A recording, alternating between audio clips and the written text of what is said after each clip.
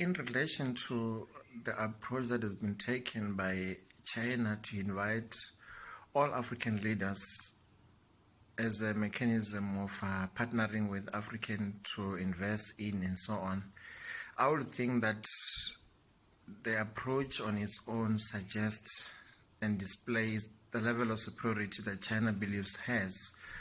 I would believe that China as a country should not necessarily be of the whole continent in Africa to say we're going to invest into you and then we'll make sure that you're the better person. And I think I saw one of the leaders saying in some statement that China wants us to prosper as Africa.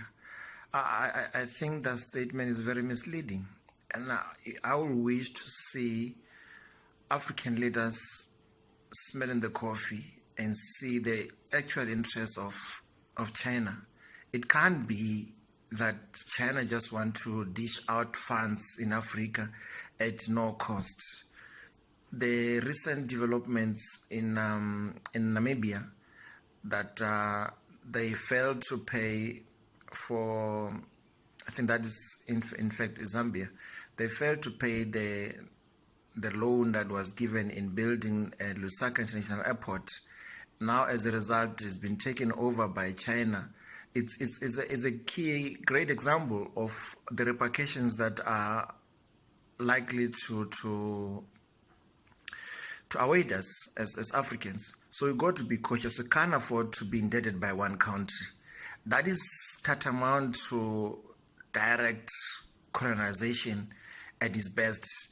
While this one is done in a voluntary concept, it's similar to what transpired in the past. I will believe that maybe as leaders we are failing to respond effectively and balancing issues that are on the table. It just cannot be. I mean, you look at all African leaders sitting in front of Chinese to say, yeah, we're here, we're desperate, yeah, we don't have money, we are broke, we are poor, and all those type of things. And then I would believe that if China had an interest in good faith, for sure they would have opted to say through BRICS, let's invite all Africans so that it become a not a one nation strategy or investment. Let it be the inclusion of Russia, let it be the inclusion of Brazil, let it be the inclusion of India, let it be the inclusion of South Africa, and so on, in ensuring that the central decision that are made, the investment that is made within the ambit of a proper structure, but it can't be accepted if it's done from one individual country.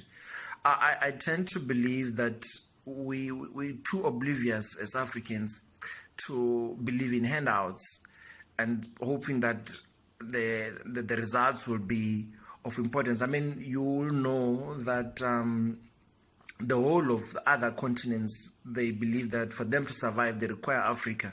So I guess, therefore, that's what informs China to quickly engage with Africans and try to get them in their pool before other European countries try to invest directly. I mean, we've seen recent developments in which the UK Prime Minister May has visited South Africa, went to Kenya, I think also went to Nigeria, and the likes. So how do you short-circuit that? While the UK goes to visit 3 countries or 4 countries at once, then one country just, no, all of you come to my table and let's talk about this thing. I've got enough money to give you all of you. It's disgusting. In actual fact, it reflects the level of immaturity in terms of our thinking on as Africans. It's a direct insult. I wouldn't see it any other way rather than as it sounds. It is exactly that. You can't have